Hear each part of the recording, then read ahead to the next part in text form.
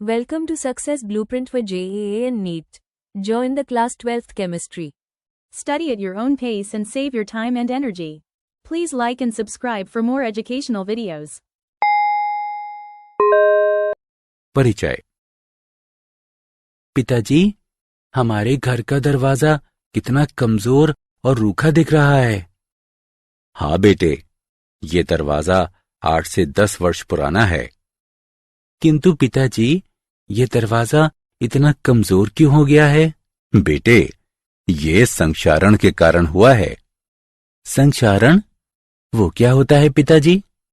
बेटे, संक्षारण वायुमंडल में उपस्थित नमी तथा अन्य गैसों की अभिक्रिया द्वारा धातुओं को उनके अनैच्छिक यौगिकों में रूपांतरित करने का मंद प्रक्रम है।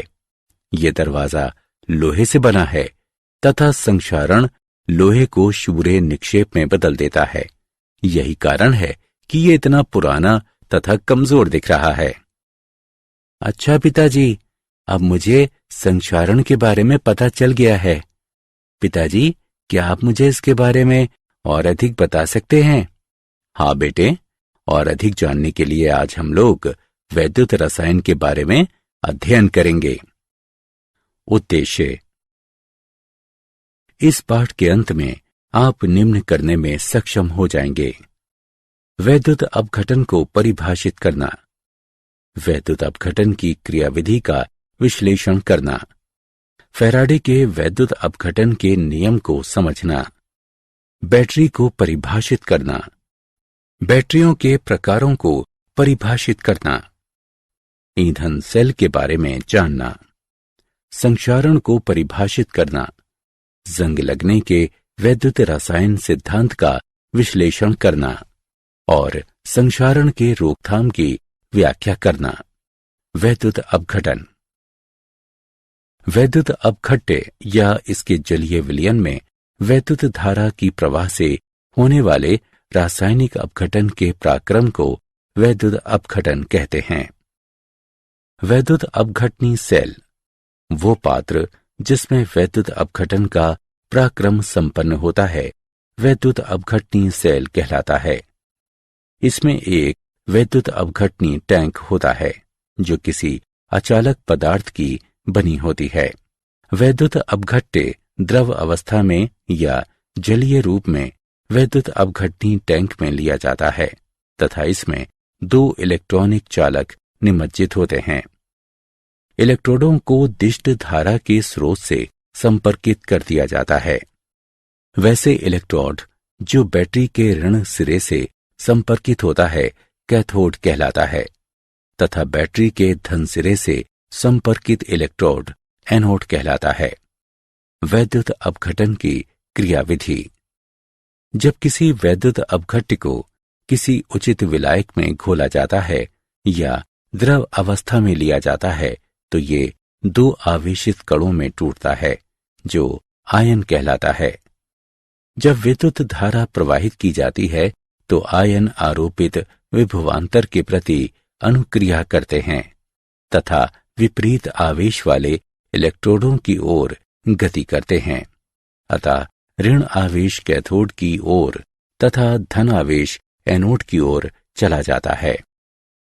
अपने नियत इलेक्ट्रोड पर पहुंचकर आयन अपना आवेश त्याग कर उदासीन कण बनाते हैं। ऋण आवेश कैथोड से इलेक्ट्रॉन ग्रहण करते हैं जबकि धनावेश एनोड को इलेक्ट्रॉन प्रदान करते हैं। अतः एनोड पर ऑक्सीकरण जबकि कैथोड पर अवकरण होता है। वैद्युत अपघटन के उत्पाद। वैद्युत अपघटन के उत्पाद मुख्यतः निम्न कारकों पर निर्भर करते हैं। वैद्युत अपघट्य के पदार्थ की प्रकृति। यदि वैद्युत अपघटन वैद्युत अपघट्य की द्रव अवस्था अथवा जलीय विलयन में होता है तो इलेक्ट्रोडों पर निर्मित उत्पाद भिन्न होते हैं। वैद्युत अपघट्य में प्रयुक्त इलेक्ट्रोडों के प्रकार। यदि प्रयुक्त इलेक्ट्रोड अक्रिय है तो ये अभिक्रिया में भाग नहीं लेता है, या यदि इलेक्ट्रोड अभिक्रियाशील हों तो ये इलेक्ट्रोड अभिक्रिया में भाग लेता है। तब वैद्युत अपघटन के उत्पाद भिन्न होते हैं। वैद्युत अपघटन के उत्पाद वैद्युत अपघटनी सेल में उपस्थित विभिन्न ऑक्सीकारक एवं अपचायक स्पीशीज एवं उनके मानक इलेक्ट्रोड विभवों पर निर्भर करते हैं। जब कोई वैद्युत रासायनिक अभिक्रिया गतिकीय रूप से इतने धीमे होती है कि ये घटित होता प्रतीत नहीं होता है, तो कुछ अतिरिक्त विभव, जिसे अधिविभव कहते हैं, ऐसे पराक्रम को घटित होने के लिए लगाना पड़ता है। विलयन का सांद्रण भी वैद्युत अपघटन के उत्पाद को प्रभावित करता है। फैराडे के वैद्युत अपघटन के नियम। फैराडे के वैद्युत अपघटन के प्रथम नियम। किसी इलेक्ट्रोड पर निक्षेपित मुक्त या घुले पदार्थों की मात्रा वैद्युत अपघट्य विलयन या गलित प्रवाहित विद्युत धारा की मात्रा के समानुपाती होती है। m q के सीधे समानुपाती होती है, जहां m निक्षेपित या घुले पदार्थों की मात्रा है। q विद्युत धारा की मात्रा है। हम जानते हैं कि q बराबर IT है। m भी IT के सीधे समानुपाती होती है। इसे इस प्रकार भी लिखा जा सकता है, m बराबर ZIT, जहां Z पदार्थ का वैद्युत रासायनिक तुल्यांक कहलाता है। किसी वैद्युत अपघट्य गलित या विलयन से प्रवाहित 1 कूलॉम की विद्युत धारा से निक्षेपित या घुले पदार्थों की मात्रा को Z से परिभाषित करते हैं। फैराडे के वैद्युत अपघटन के द्वितीय नियम। जब भिन्न भिन्न वैद्युत अपघट्य से होकर विद्युत धारा की समान मात्रा को प्रवाहित किया जाता है, तो इलेक्ट्रोडों पर मुक्त पदार्थों की मात्राएं उनके रासायनिक तुल्यांक के द्रव्यमान के समानुपाती होती हैं। बैटरियां। कोई बैटरी जिसका विद्युत ऊर्जा के स्रोत के रूप में प्रयोग होता है, मूलतः एक विद्युत रासायनिक सेल है, जिसमें रेडॉक्स अभिक्रिया की रासायनिक ऊर्जा विद्युत ऊर्जा में रूपांतरित होती है। बैटरी श्रेणी क्रम में जुड़े 2 या 2 से अधिक गैल्वेनी सेलों की व्यवस्था को प्रदर्शित करता है। बैटरी के आवश्यक गुण हैं: इनकी आयु लंबी होनी चाहिए, बैटरी को हल्का तथा सुसंबद्ध होना चाहिए, ये पुनः आवेशित करने योग्य होनी चाहिए, प्रयोग में लाते समय इनकी वोल्टता में अधिक परिवर्तन नहीं होना चाहिए। बैटरियों के प्रकार। विविध व्यावसायिक बैटरियों को वृहत रूप से 2 प्रकारों में वर्गीकृत करते हैं। प्राथमिक बैटरियां लंबी अवधि के बाद रासायनिक अभिक्रिया के रुक जाने से निष्क्रिय हो जाती हैं। इसे पुनः आवेशित या पुनः प्रयोग में नहीं लाया जा सकता है। उदाहरण के लिए शुष्क सेल तथा मर्क्यूरी सेल। संचायक बैटरियां। संचायक बैटरी को निष्क्रिय होने के बाद दिष्ट धारा प्रवाहित कर पुनः आवेशित किया जा सकता है तथा बैटरी को बार बार प्रयोग में लाया जा सकता है। उदाहरण के लिए लेड संचायक सेल, निकेल कैडमियम संचायक सेल। शुष्क सेल। इस सेल में जिंक का बेलनाकार पात्र होता है, जो एनोड का ही कार्य करता है। इसका कैथोड कार्बन की छड़ होती है, जो चूर्णित MnO2 तथा कार्बन से घिरी होती है। इलेक्ट्रोडों के बीच का स्थान अमोनियम क्लोराइड NH4Cl तथा ZnCl2 के नाम पेस्ट से भरा होता है। बेहतर विद्युत संपर्क के लिए ग्रेफाइट की छड़ को पीतल की टोपी पहना दी जाती है तथा बेलन को ऊपर से पिच से बंद कर दिया जाता है। जिंक को वायुमंडलीय ऑक्सीजन से सुरक्षा देने के लिए जिंक पात्र को कार्डबोर्ड से ढक दिया जाता है। सेल का विभव लगभग 1.50 वोल्ट होता है। शुष्क सेलों का टॉर्चों, ट्रांजिस्टर, रेडियो, घड़ियों इत्यादि में उपयोग होता है। Mercury cell. मर्क्यूरी सेल में जिंक मर्क्यूरी अमलगम का एनोड होता है तथा HgO तथा कार्बन का पेस्ट कैथोड का कार्य करता है। वैद्युत अपघट्य KOH तथा ZNO का एक पेस्ट है। वे अपने विसर्जन के दौरान 1.35 वोल्ट का अचर विभव उत्पन्न करता है।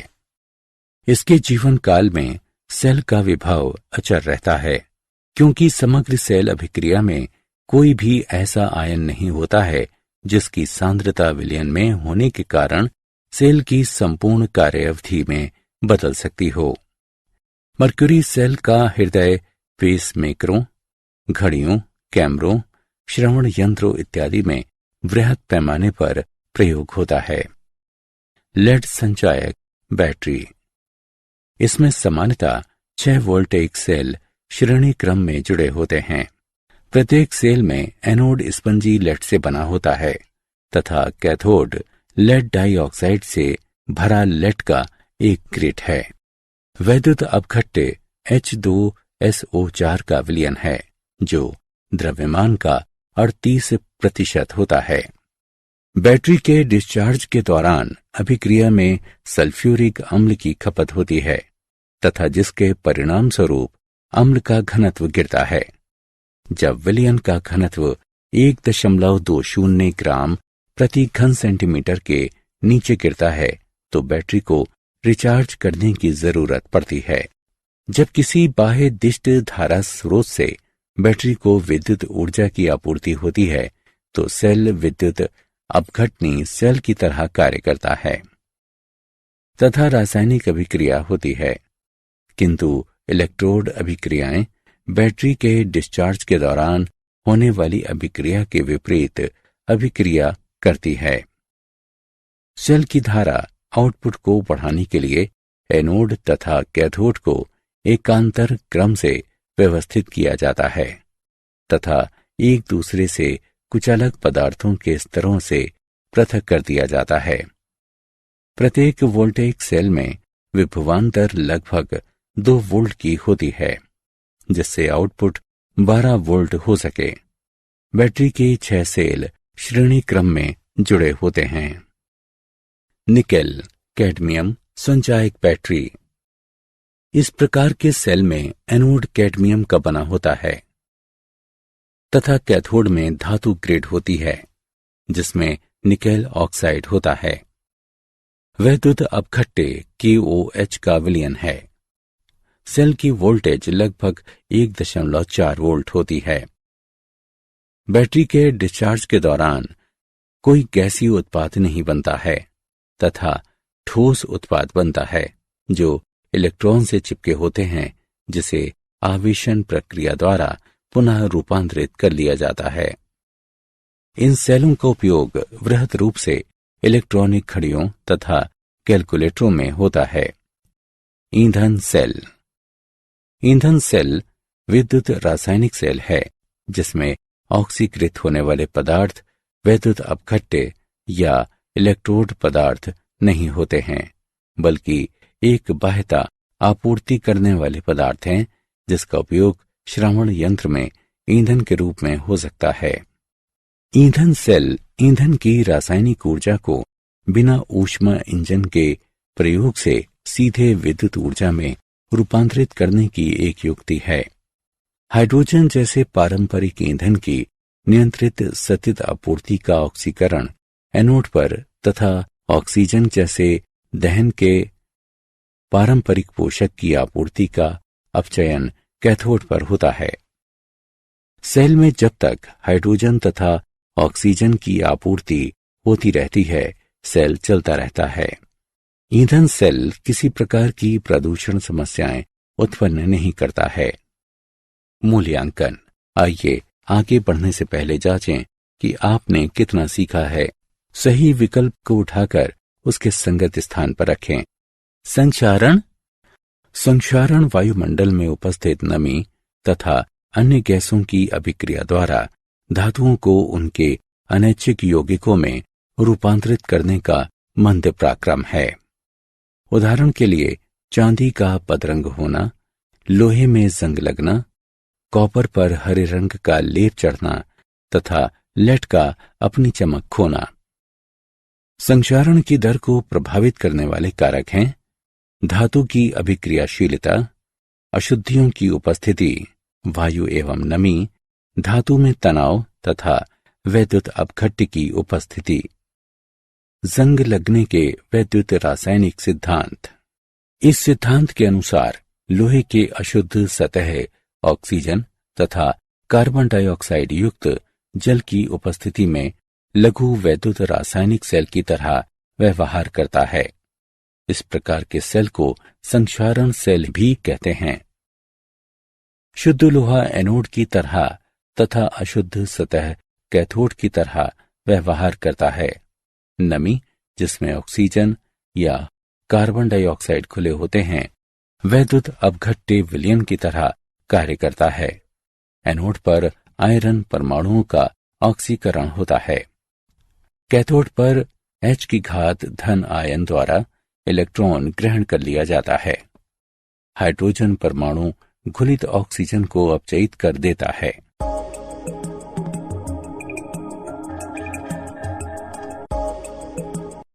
इस प्रकार उत्पन्न फेरस आयन जल से होकर आयरन की सतह पर पहुंचता है और जहां इसका वायुमंडलीय ऑक्सीजन द्वारा फेरिक अवस्था में ऑक्सीकरण होता है, जो जंग का निर्माण करता है। संक्षारण की रोकथाम। संक्षारण से धातुओं की सुरक्षा की कई विधियां हैं। इनमें से कुछ निम्न प्रकार के हैं। अवरोधक सुरक्षा। इस विधि में एक अवरोधक फिल्म आयरन तथा वायुमंडल ऑक्सीजन तथा नमी के बीच रखी जाती है। उत्सर्ग सुरक्षा। इस विधि में आयरन सतह को किसी अधिक सक्रिय धातु की परत से आच्छादित कर देते हैं। टिन से आयरन का आच्छादन। टिन बहुत कम विद्युत धनात्मक होता है तथा इसका वायु में संक्षारण नहीं होता है। जब टिन की परत को आयरन की सतह पर आरोपित किया जाता है तो ये जंग के विरुद्ध सुरक्षित होता है। विद्युत सुरक्षा। इस विधि में आयरन को कुछ अधिक विद्युत सक्रिय धातु जैसे कि मैग्नीशियम, जिंक तथा एल्यूमिनियम से संपर्कित किया जाता है। जंग विरोधी विलयनों का उपयोग। ये क्षारीय फास्फेट तथा क्षारीय क्रोमेट के विलयन हैं। विलयनों की क्षारीय प्रकृति H+ आयनों की उपलब्धता को रोकती है, जो आयरन के ऑक्सीकरण को Fe2+ में पूरा करता है। क्या आप जानते हैं? सामान्य तापमान पर आयरन का नमी की अनुपस्थिति में सही तरह से संक्षारण नहीं होता है। वैद्युत अपघटन स्थायी रूप से बाल हटाने की एकमात्र विधि है, जिसे खाद्य एवं औषध प्रशासन ने मान्यता प्रदान की है। सर्वप्रथम बैटरी अलेसेंद्रो वोल्टा ने 1798 ईस्वी में बनाया। प्राकृतिक जल में संक्षारण की दर साधारण धातु की सतह पर जल की गति बढ़ने से बढ़ने की प्रवृत्ति होती है। सारांश। आइए हमने जो कुछ सीखा है उसे संक्षेप में दोहराएं। वैद्युत अपघट्य या इसके जलीय विलयन में वैद्युत धारा की प्रवाह से होने वाले रासायनिक अपघटन के पराक्रम को वैद्युत अपघटन कहते हैं।